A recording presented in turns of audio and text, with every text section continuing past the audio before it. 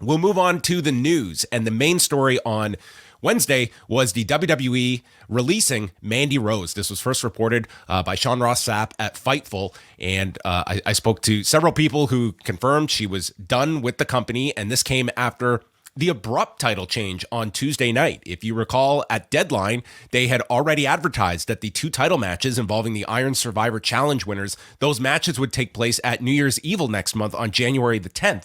Fast forward to Tuesday night, the opening segment sees Roxanne Perez make the spontaneous challenge. It is accepted by Mandy Rose, and 2 hours later, her 413-day title reign is over.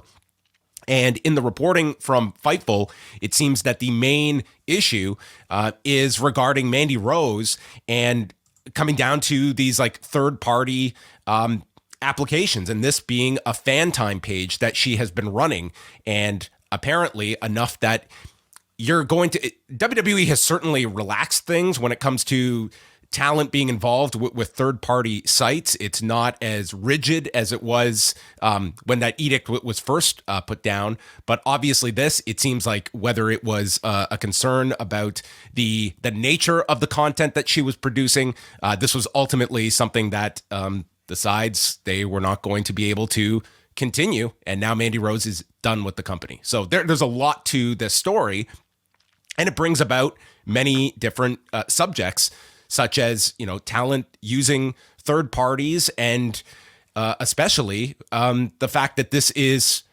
content that she makes a lot of money on outside of WWE. Mm-hmm. Certainly a topic that's received a lot of attention, and I think a lot of very strong emotions from people paying attention, and,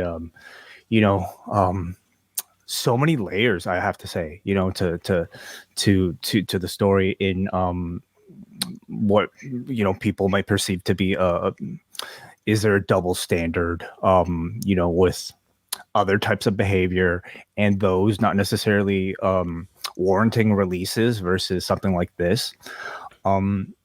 So Brian Alvarez seemed to indicate that WWE was aware of this, or at least like he had said that was one version of the story that he had heard, that WWE was aware of the fan time existing.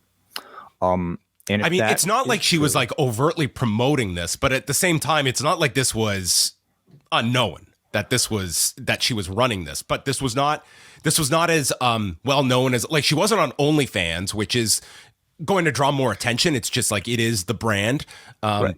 But nonetheless, like, she's a public figure that is out there, and these are photos behind a paywall, just for those that are not familiar with this.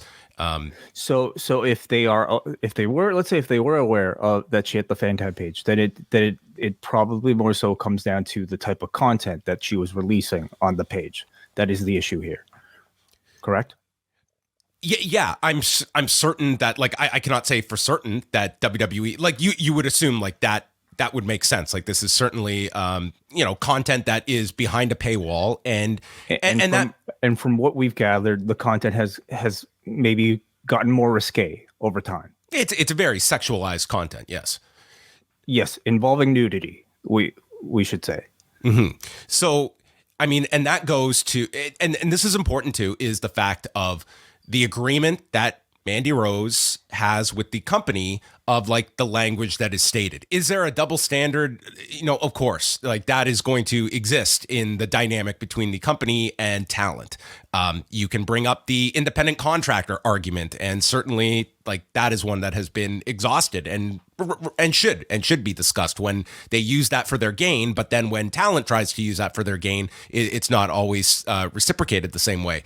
What WWE cannot do, though, in this situation for me, though, is hang their hat on this decision about this somehow affecting their image as a company. There is no way that you can send out a officer of the company into a wrestling ring to lead a crowd in a chant of "Thank you, Vince," who is under sexual allegations, and state that this is a black mark on our company, that a talent under their own doing is putting out photos that she consents to, that an adult is making money off of. Like, you cannot tell me that this is a bad image for our company when there are, to me, far worse things. Like, I could care less of talent that are engaging in this, but if the WWE has the power in their contracts to restrict this, and when it comes to talent making money outside of the purview of WWE, that is going to be territory where they are going to clamp down on. And this is something that it was in full effect during the Vince regime. And this is kind of our first example under the Paul Levesque, Nick Khan, Stephanie McMahon regime of clamping down on something that it's not just the money she is making, but probably the content as well that she is making.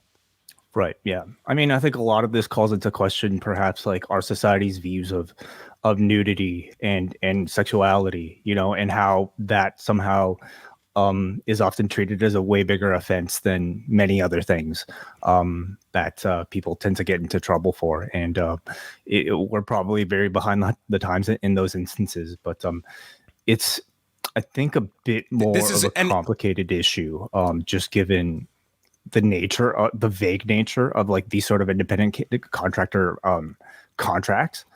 And you know, I think the vagueness of like the what line of punishment I think the WWE has shown. Anyway, please, you had a thought.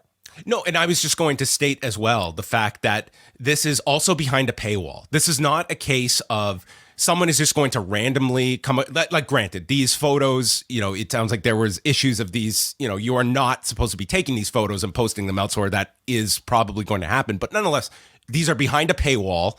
To me, this is a company that when it was comfortable with this type of stuff, had nudity on its own shows with children in the audience. So I cannot, listen to that kind of double standard. I mean, to me, like, I just do not see this as any kind of a controversy, but it is one that WWE is obviously going to send a message through this from others. But you're in a position where a Mandy Rose, like, let's remember this, like, she's in NXT right now where she doesn't have to be traveling all over the country. She's making a ton of money doing this. And when push came to shove, like, I'm sure they did not just come down and say, you're gone. I'm sure the option was it's here or these photos. And that tells me about this is a lucrative business for her, and not just a side business. This can be her main line of work, I'm sure, and does very well. I mean, in MMA, like, Paige Van Zandt does unbelievable,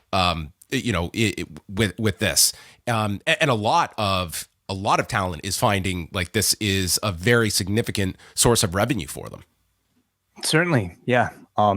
So, you know, in that sense, maybe, again, this is another thing that calls to question what somebody like her was being paid, you know, as part of NXT. I actually don't really know whether she was on a full NXT contract or if it was carried over from her WWE main roster contract. But tells you that, you know, if you're somebody who has the option of making money via one of these types of pages, I mean, this is probably a much more lucrative option that's available than strictly professional wrestling. But I mean, you know, we've seen her growth over the past year, you know, in ring and on the microphone as a professional wrestler, and I think she's been working really hard. She's been taking it very seriously. So not for a second do I really think she'll be leaving the industry. I feel like she's probably done a bit too much to just, you know, throw it all away.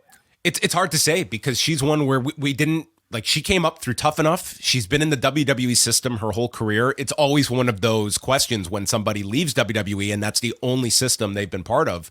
Like, and you know, it's not the easiest line of work when you're looking at different avenues to go in. We will see what her next move is, and if she opts to address this, I think that there was a lot of sentiment in favor of her today, where it feels like, you know, she was kind of, you know, the victim in this whole thing. But at the same time, if you have a deal with WWE, like, it's hard when you don't know what the language is and you know that you're kind of in this gray area that you're up against, and you know what the response is going to be, whether that response is fair or not.